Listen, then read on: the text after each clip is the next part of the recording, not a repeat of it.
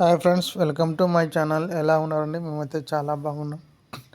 చాలామంది వీడియో చూస్తున్నారు కానీ చాలామంది సబ్స్క్రైబ్ చేయడం లేదు, సపోర్ట్ చేయడం లేదండి.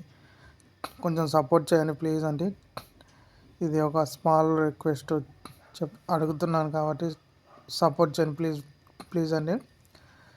ఈరోజు ఏం లేదండి, ఇంకా మార్నింగ్ మా భార్య డ్యూటీకి తొందర పోవాలంటే ఇంకా గ్యాన్ అయితే చేశానండి. ఒక బాండి అయితే పెట్టాను, ఆయిల్ పోసి జీలకర్ర ఆవాలు అయితే వేసానండి. అవి వేగే లోపల కొంచెం మినపప్పు వేసుకున్నానండి. అదేవిధంగా శనగపప్పు కూడా వేసాను. వేసి మొత్తం అయితే కలుపుకుందాము.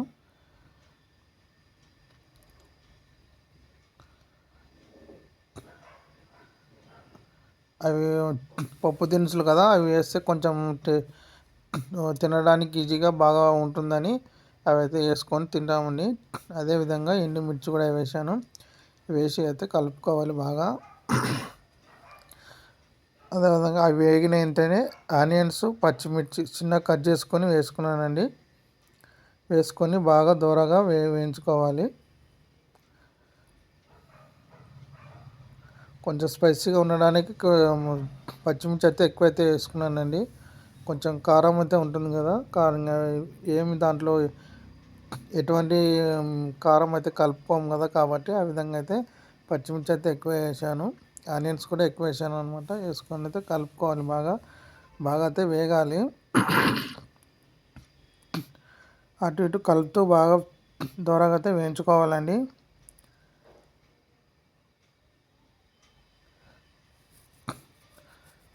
అదేవిధంగా చిన్నగా కట్ చేసుకున్న టమాటాలు కూడా చిన్న ముక్కలు వేసుకుని మొత్తం అయితే వేసుకున్నానండి.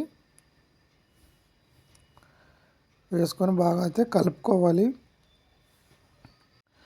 టమాటా మంచిగా దూరగా వేగితే చాలండి, మెత్తగా అయ్యే అవసరం లేదు. మామూలుగా దూరగా అయితే అయిపోయిందనమాట. ఆ విధంగా వేగిన తర్వాత మంచి టేస్ట్ కోసం, స్మెల్ కోసం అయితే అల్లం వెల్లుల్లి పేస్ట్ అయితే వేస్తానండి. ఇప్పుడు వేసుకొని బాగా కలుపుకోవాలి. అల్లం వెల్లుల్లి పేస్ట్ ఇంట్లోనే నేను తయారు చేసుకున్నాను అనమాట. ఫ్రెష్గా వేసుకున్నాను. ఒకవేళ మీకు వీడియో కావాలంటే కామెంట్ చేయండి. నేనైతే అల్లం వెల్లుల్లి పేస్ట్ ఎలా చేయాలో చూపిస్తాను. అదేవిధంగా రుచికి తగినంత సాల్ట్ అయితే వేసుకున్నానండి. తక్కువ వేసుకోండి, ఎందుకంటే ఎక్కువ అయితే తినడానికి ఈజీ కాదు కాబట్టి తక్కువ వేసుకోండి. అదేవిధంగా పసుపు అయితే వేసానండి. కలర్ కోసం పసుపు అయితే వేసాను. పసుపే తర్వాత పసుపే కాబట్టి పసుపు వేసానండి మంచిగా.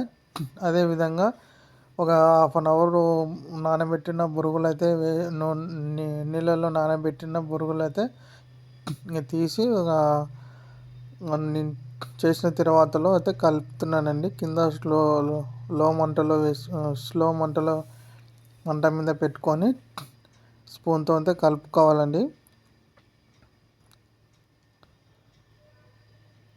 అదేవిధంగా కొంచెం పప్పుల పొడి అయితే వేసుకోండి. దీనికి ఇదేనండి, రాయలసీమలో ప్రతి హోటల్లో ఈ పొడి కాంబినేషన్ అనమాట. పొడి అనేది రుచికి తగినంత వేసుకున్నాం అనుకో, ఈ పొడి అయితే బాగుంటుంది. మా ప్రతిరోజు అయితే ఇంట్లో ఉగ్గాని అని చేసుకుంటామండి. ఉగ్గాని చేసుకుంటాము, ఉప్మా అవి చేసుకుంటాం కదండి. అదేవిధంగా మా ఇంట్లో ఏ విధంగా చేసుకుంటామో ఆ విధంగా అయితే పెట్టానండి. సూపర్ అంటే సూపర్ వచ్చింది. మీరు కూడా చేసుకోండి. ఎప్పుడు ఉప్మా తినకుండా ఈ విధంగా తింటే బాగుంటుంది అనమాట. ఈ వీడియో నచ్చినట్టయితే లైక్ చేయండి, షేర్ చేయండి, సబ్స్క్రైబ్ ఫ్రెండ్స్.